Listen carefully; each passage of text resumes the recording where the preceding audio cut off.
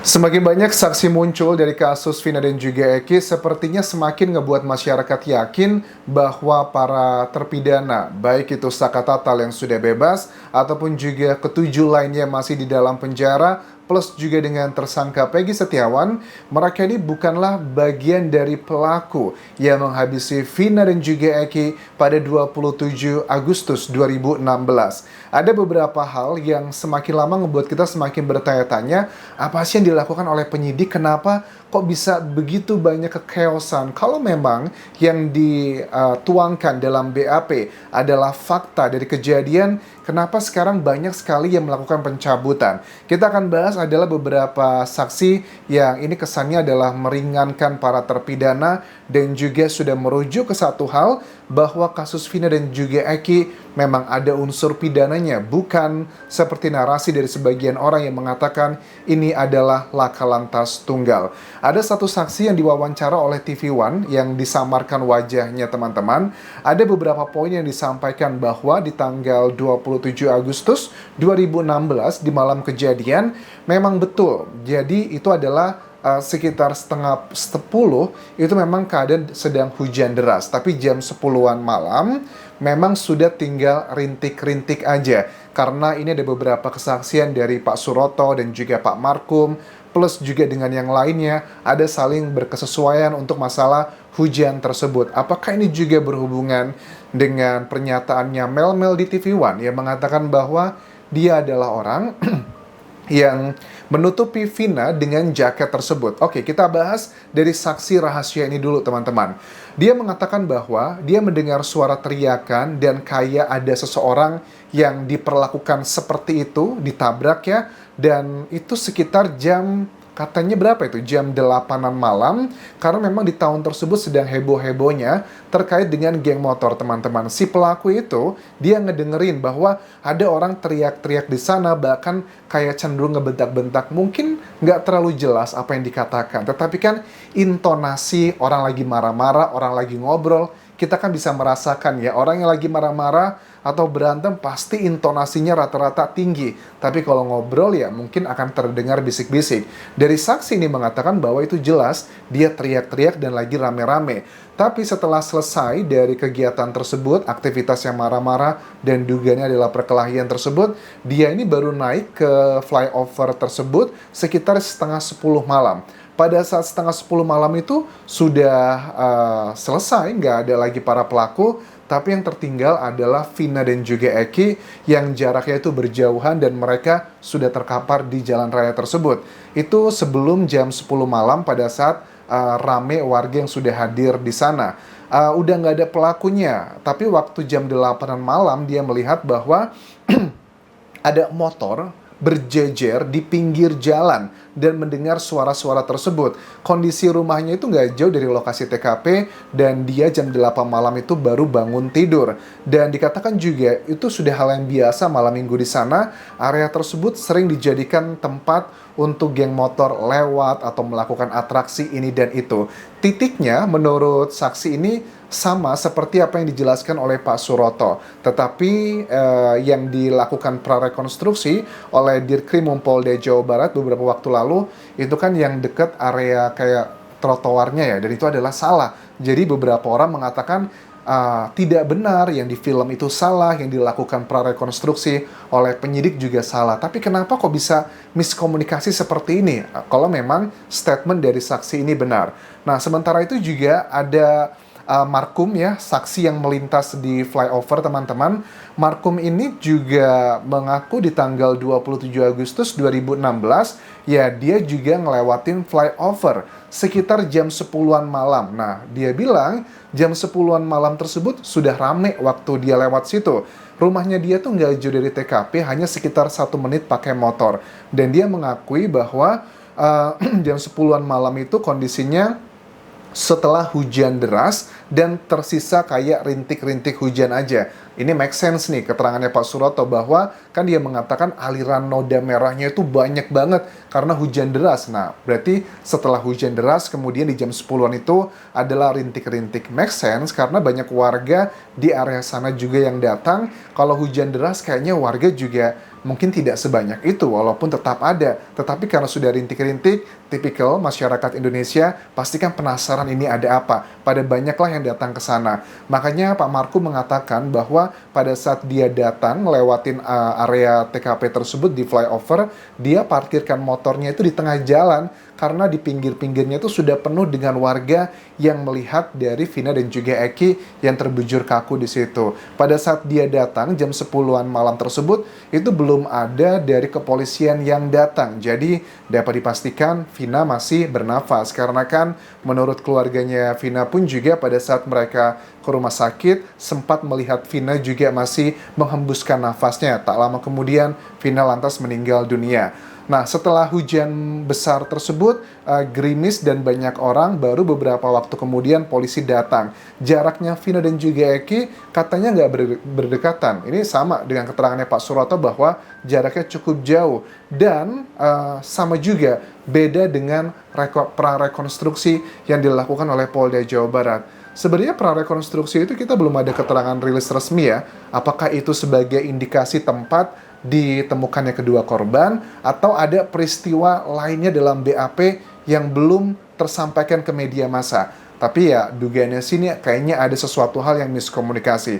Nah ini juga menjadi salah satu alasan kenapa harusnya minggu lalu Polda Jawa Barat itu sudah melakukan rekonstruksi tetapi ditunda. Karena dengan temuan-temuan baru, banyak saksi sekarang yang berani muncul karena sudah mendapatkan dukungan dari masyarakat, bahkan sampai Pak Presiden pun memberikan statement untuk ngebuka kasus ini terang benderang, makanya masyarakat pun sudah banyak keberanian. Itu adalah beberapa poin yang menurut aku cukup masuk akal dengan keterangannya Suroto yang merupakan saksi mandor desa di kejadiannya Vina dan juga Eki. Suroto pun juga membawa kayak media TV One ini ke lokasi tempat mereka dibegitukan. Ini bukan di flyovernya ya, tapi dekat area situ, yang ini dekat kebun-kebun. Suroto mengatakan polisi bawa pelaku ke TKP, ada satu orang bersama saya juga, dan dia nanyain ke si terduga pelaku saat itu. Polisi bilang, kamu pukul pakai apa? Terus si pelakunya bilang, pakai balok, terus ditunjukkan area baloknya. Terus dikatakan juga di sini dulu itu ada gubuk kecil, ada banyak plastik-plastik kecil dan kelihatan pelakunya saat datang itu masih dalam keadaan sehat-sehat aja. Itu kejadiannya beberapa hari setelah terjadinya peristiwa Vina dan juga Eki. Yang mau disampaikan di sini ada poinnya adalah pertama, ya pro dan kontra selalu ada bahwa kalau ada statement dikatakan kamu pukulnya pakai apa, kemudian si pelakunya bilang pakai balok ini, itu kan bukannya salah satu bentuk pengakuan. Ini cenderungnya adalah support bahwa terpidana yang satu itu memang dia adalah pelakunya, teman-teman. Karena kan ada 7 terpidana ya saat ini yang masih ditahan. Apakah semuanya ini beneran bersalah? Ataukah yang lainnya itu adalah korban framing? Ataukah semuanya sama sekali tidak bersalah? Atau semuanya bersalah? Ini kan juga masih dilakukan pendalaman teman-teman walaupun putusannya sudah inkrah, tetapi kita melihat dari masyarakat yang ngelihatnya ada banyak kejanggalan. Apalagi ada salah satu keluarga, kakaknya Sudirman, salah satu terpidana yang satu kuasa hukum dengan Saka Tatal, ini pun mengakui ada beberapa hal-hal yang cukup unik terjadi pada dirinya dan keluarga yang diduga dilakukan oleh oknum dari Polres Cirebon. Kalian sudah melihat press conference-nya yang dia pun sudah dibantu dengan kuasa hukum keren lah menurut aku di Indonesia. Jadi dia mengaku bahwa sekitar malam Jumat lalu dia didatangi oleh 3 oknum dari Polres Cirebon, plus ada 2 orang yang menjaganya di luar. Intinya adalah dia mau menyampaikan pesan bahwa Sudirman adiknya itu kangen, mau ketemu, dan dia diminta untuk tanda tangan kertas kosong, tetapi dia menolaknya karena dia nggak clear nih. Keluarga nggak ngerti tanda tangan kertas apaan ini. Tapi malam Jumat tersebut akhirnya mereka tidak datang ke Polda Jawa Barat untuk menjenguk Sudirman. Nggak selesai sampai situ aja. 2 hari kemudian sekitar hari Sabtu, pada saat kakaknya Sudirman ini sedang bekerja, dia mengaku ada 6 polisi datang dari Polres Cirebon. karena dia merasa masih trauma dengan peristiwa malam Jumat tersebut. Akhirnya dia minta didampingi oleh bosnya untuk ngobrol. Tapi pada saat didampingi sama bosnya pun juga akhirnya diminta keluar dan dia sendirian. Hal yang disampaikan adalah sama seperti malam Jumat tersebut. Dia diminta untuk datang, mau dibawa gitu ke Polda Jawa Barat untuk menjenguk Sudirman.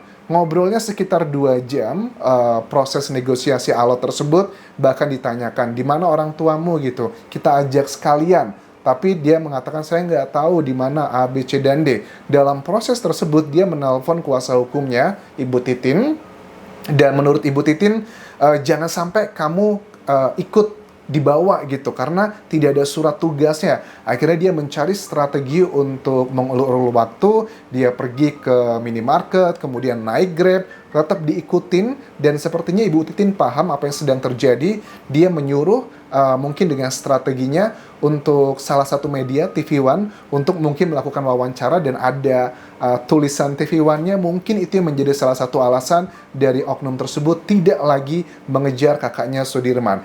Ini sebenarnya apa yang terjadi? Ya, harus atas azas praduga tak bersalah. Apakah benar ke-6 orang tersebut berasal dari Polres Cirebon? Itu yang pertama dulu. Kalaupun benar, apa tujuannya? Masa sih kalau memang untuk mengatakan si Sudirman kangen, kayaknya itu terlalu mengada-ada menurut aku. Dugaanku teman-teman, ini mungkin aja bahwa Sudirman itu mau dilakukan sesuatu hal yang melibatkan keluarganya. Karena kan kalau seseorang itu titik lemahnya kan beda-beda. Ada orang tuh titik lemahnya kalau sudah ada berhadapan keluarganya atau berhadapan dengan orang-orang tertentu. Mungkin dari orang yang curiga dengan kejadian ini menilai bahwa Polda Jawa Barat atau penyidik ya, mungkin saja mereka mau menjadikan keluarganya untuk sebuah hal-hal yang sifatnya bukan fakta, tapi lebih kepada rekayasa. Apakah ini mengarah seperti itu? Karena dengan banyaknya BAP yang bertolak belakang satu sama lain, bahkan dicabut ini dan itu, ini yang ngebuat kita bertanya, apakah sebenarnya ini adalah fakta, ataukah semuanya rekayasa? Makanya tidak heran dari kuasa hukumnya Vina kan meminta untuk dibuat tim khusus. Karena kalau sekarang fokusnya untuk menjadikan Peggy sebagai tersangka dan dibawa persidangan, aku yakin sih kalau untuk pra-peradilan kemungkinan besar Polda Jawa Barat akan menang. Karena pra-peradilan itu kan tidak melihat materi persidangan, teman-teman.